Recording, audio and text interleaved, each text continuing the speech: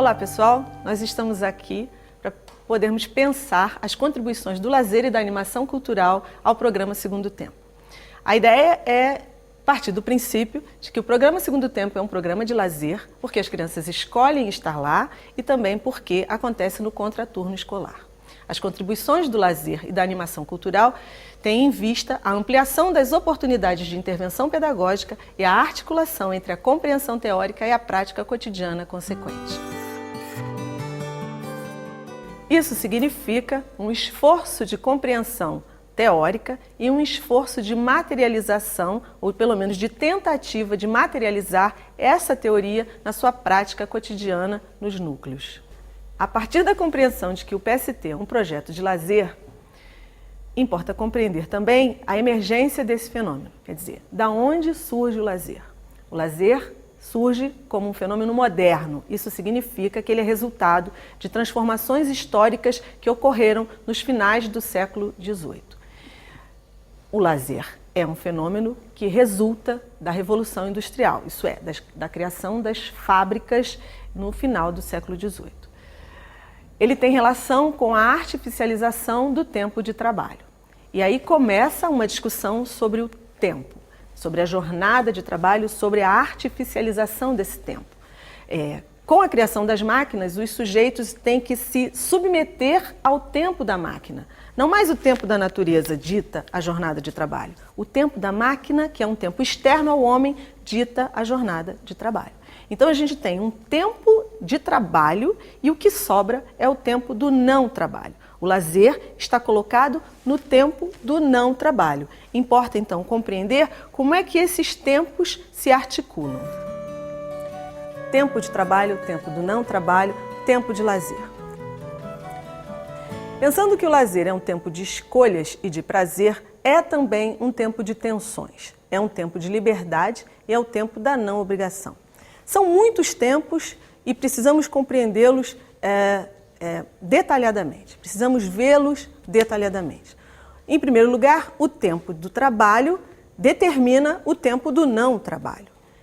E no tempo do não trabalho existem também obrigações. Se a gente começar a pensar no tempo de trabalho como um tempo de obrigações, a gente situa uma determinada marca para o tempo do trabalho.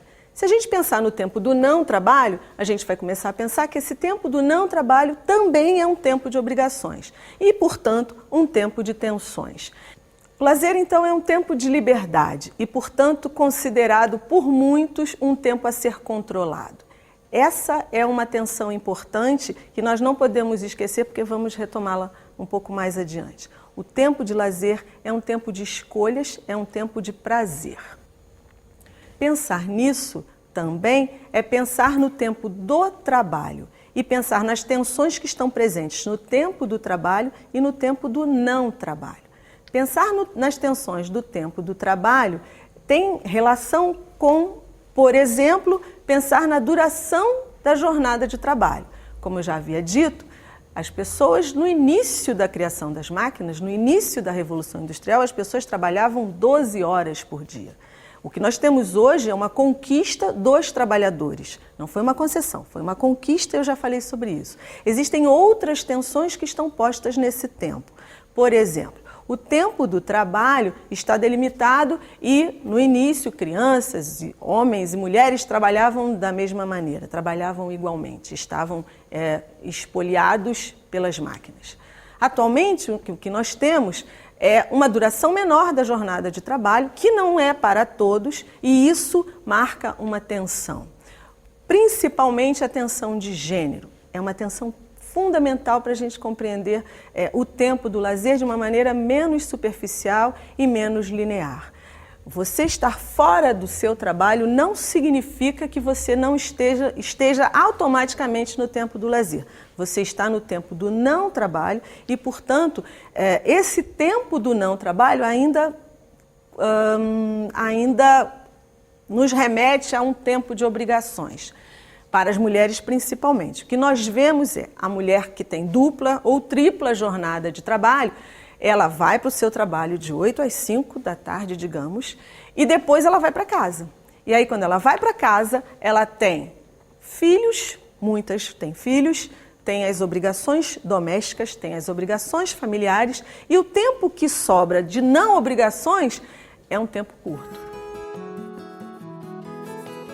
Essas questões de gênero são tão importantes que nós podemos ver no como a participação das meninas nos núcleos é prejudicada, porque nós encontramos muitos núcleos que tem poucas meninas. E a gente se espanta. Ué, por que tem poucas meninas? O que a gente pode fazer para aumentar a participação das meninas? A gente precisa compreender que muitas vezes as meninas não estão nos núcleos porque estão em casa, cuidando da casa, cuidando das obrigações domésticas, porque mãe e pai estão fora. Às vezes cuidam até dos irmãos menores.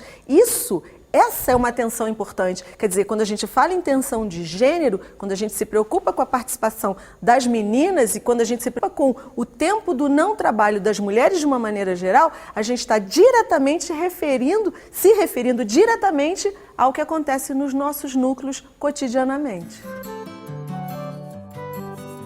Uma outra importante tensão tem relação com as questões econômicas e políticas. Se nós pensarmos na distribuição dos equipamentos culturais na nossa cidade, e aí o que eu estou chamando de equipamentos culturais, cinemas, praças, teatros, centros culturais, quadras municipais, quadras desportivas de uso aberto à comunidade. Se nós pensarmos nessa distribuição de equipamentos culturais, nós temos que começar a observar onde é que eles estão situados. Existem cidades que simplesmente não possuem cinema, não possuem teatro, não possuem praças em condições de uso. Se a gente pensar um pouquinho mais amplamente nisso, a gente vai ver que a televisão, por exemplo, está em praticamente o Brasil inteiro. O que isso significa? Que tipo de mensagem se tem através da televisão? Que tipo de mensagem se tem através do teatro? Que tipo de mensagem se tem através do cinema? Essas possibilidades de compreender o mundo, possibilidades mais amplas de compreender o mundo, são possibilidades que o lazer pode trazer. E isso pode se refletir numa tensão política, numa tensão econômica. Por quê? Onde estão situados os equipamentos de lazer da sua cidade? No Rio de Janeiro, por exemplo, a maior parte dos equipamentos dos cinemas, dos centros culturais, dos museus, estão situados no centro e na zona sul. Isso significa que a maior parte da população, para ter acesso a esse tipo de equipamento, precisa se deslocar. E aí, esse deslocamento implica em custos, que para muitos são inviáveis. Então, essa é uma tensão importante. Pensar no lazer, então, significa pensar não apenas na diversão, significa, como educadores, como animadores culturais, significa pensar também em todos os conflitos que podem surgir nesse tempo, que é um tempo de direito de todos fruir. Quer dizer, é um tempo de direito de todos vivenciar, direito garantido na Constituição.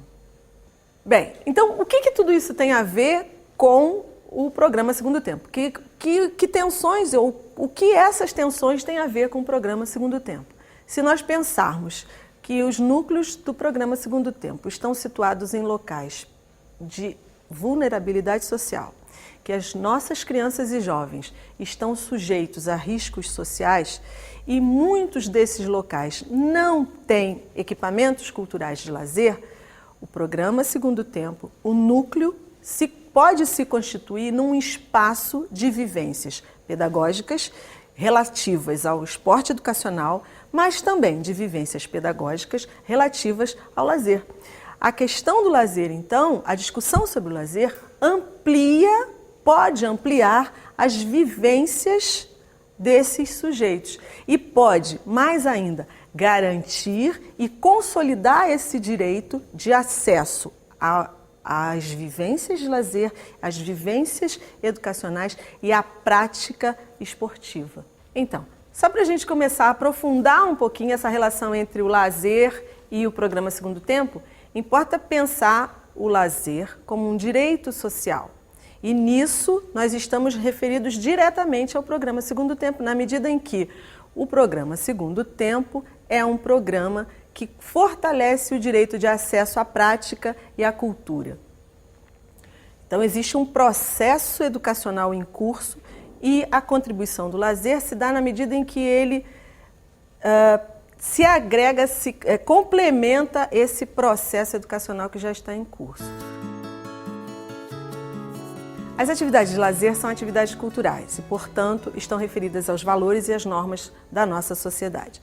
São também atividades prazerosas e isso quer dizer, nem sempre as atividades são prazerosas. A busca pela atividade é uma busca regida pelo prazer, mas nem sempre o prazer está presente. Por exemplo, quando você vai jogar um determinado esporte, bater uma bolinha, e aí você, claro, que quer ganhar e perde. Perdeu, pô, ninguém gosta de perder, perdeu, mas o que está importando é o momento que você está vivendo, a busca que você tem, que te impulsiona aquela atividade e o contato que você vai ter com os seus amigos, no caso das atividades coletivas.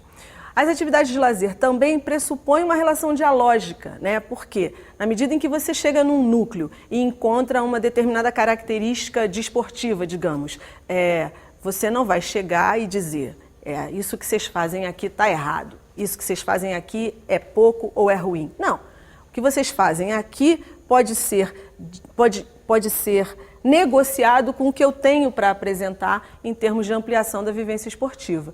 Então, pensar numa relação dialógica que você vai estabelecer com os beneficiados no núcleo é pensar numa relação mais rica em termos de construção de possibilidades de vivências de lazer.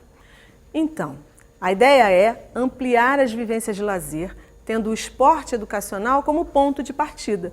Ampliar a compreensão do esporte é fundamental. Então, de que maneira o esporte pode ser vivido, vivenciado, fruído em outras dimensões culturais, não apenas as dimensões físicas, quer dizer, não apenas os interesses físicos do corpo em movimento. O esporte pode ser vivenciado, pode ser fruído de outras maneiras, referido a outras linguagens, a outras manifestações culturais. Como é que a gente pode considerar o lazer e a animação cultural no nosso cotidiano? Bem, importante é perceber o duplo aspecto educativo do lazer. O lazer está relacionado à educação para o lazer e à educação pelo lazer. A educação para o lazer pressupõe preparar os sujeitos para novas vivências no tempo do lazer. Partindo daquilo que eles já conhecem, ampliar essas vivências, apresentar aos sujeitos as outras possibilidades de curtir, de fruir o seu tempo de lazer. E educar pelo lazer tem relação com os valores e normas que estão presentes no momento de lazer. Pensar sobre esses valores, pensar sobre essas normas é buscar ampliar o olhar crítico sobre a nossa sociedade, sobre o nosso modo de vida. Vamos começar a pensar num exemplo para educar pelo lazer. Vamos ao cinema, digamos. Quantas vezes um filme te deixa mobilizado? Quantas vezes um filme te faz pensar? Quantas vezes um filme te desloca de uma certa zona de conforto e faz você ver outros valores, outros modos de vida, outras maneiras de se relacionar? Esse filme te mobiliza, esse filme te faz pensar. Esse é um momento rico e que a gente pode pensar na educação pelo lazer. Quer dizer, você faz com que o sujeito, após assistir a um filme, ou após ler um conto, ou após visitar uma exposição, pensar sobre aquilo. E pensar mais amplamente sobre aquilo e de que maneira aquilo pode afetá-lo e afetar aos outros também.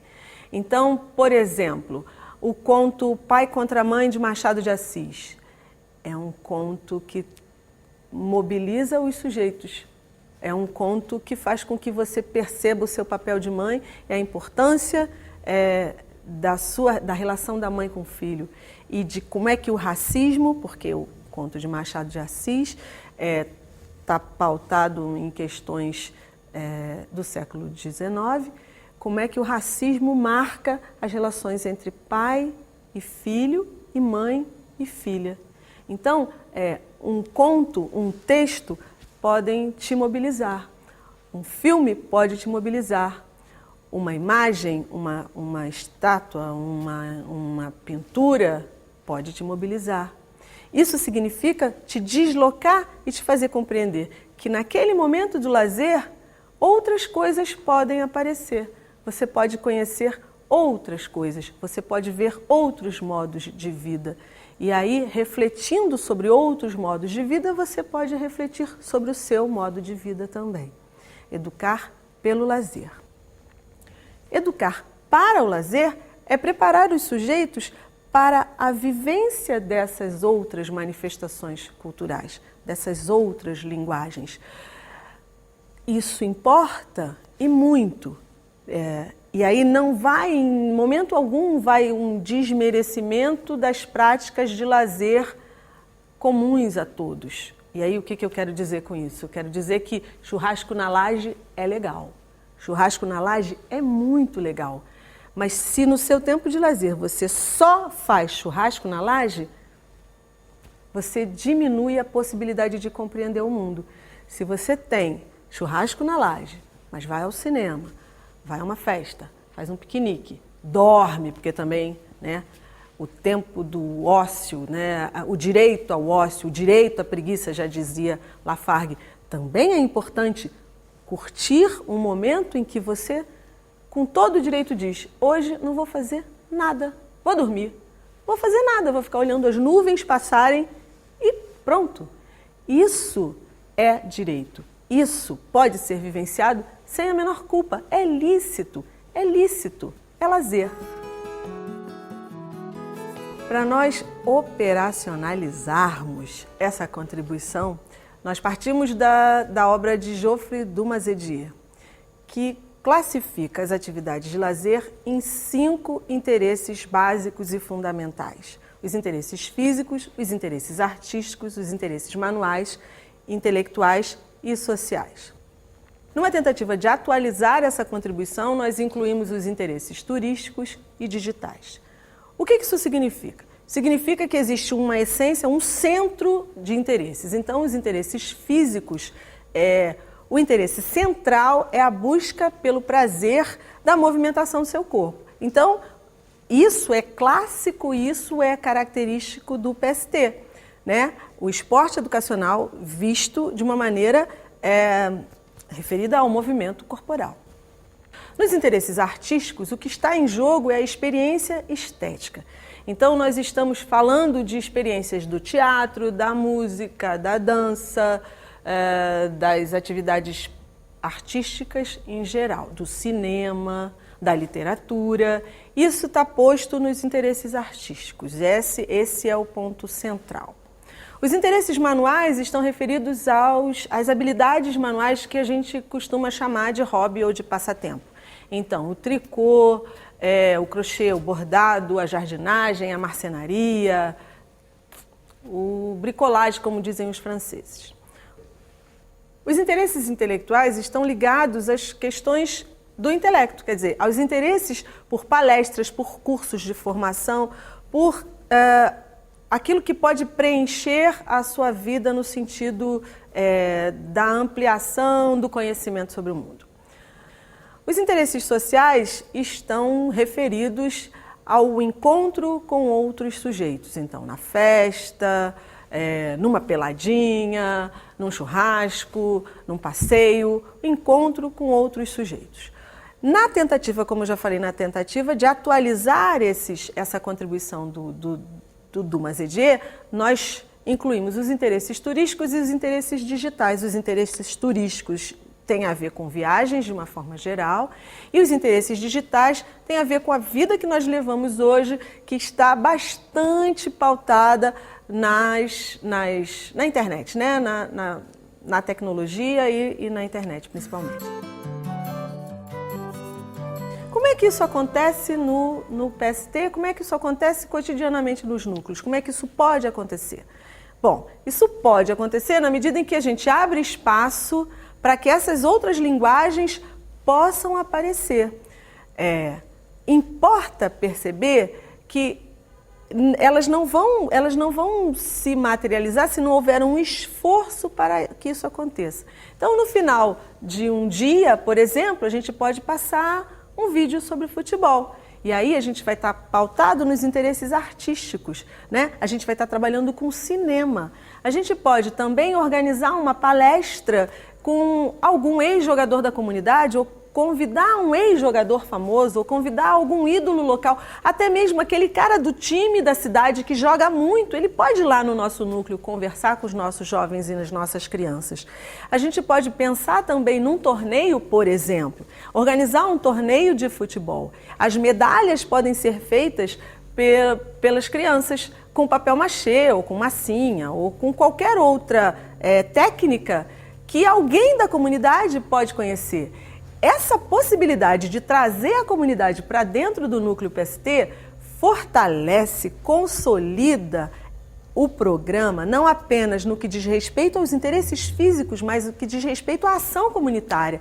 E aí o núcleo passa a ter uma outra importância para aquela comunidade. Por quê? Porque ele está trazendo as pessoas da comunidade para o cotidiano, para atuar no cotidiano, junto às crianças. Não digo que serão coordenadores ou monitores, não, serão participantes que farão com que aquele núcleo tenha uma outra cara, tenha uma outra vivência, possibilite às crianças outras possibilidades, possibilite às crianças outras maneiras de viver a vida e de vivenciar o esporte. Então nós podemos passar vídeos, curtas-metragens, por exemplo, cuja temática é o esporte. Nós podemos discutir racismo, podemos discutir paixão pela torcida, podemos discutir paixão pelo seu país numa Copa do Mundo através dos curtas-metragens que podem ser exibidos. E aí, o que está em jogo também não é apenas a discussão, mas o prazer de assistir a um curta-metragem, o prazer de conhecer uma outra forma de linguagem. Os longas-metragens são importantes? São muito importantes. Os curtas-metragens são interessantíssimos, porque num pequeno espaço de tempo você pode ter ganchos para discutir uma série de assuntos. Então, o que importa é que a gente perceba que o esporte deve ser visto e pode ser vivenciado em outras dimensões, na relação com outras dimensões, com outras linguagens, com outras manifestações culturais.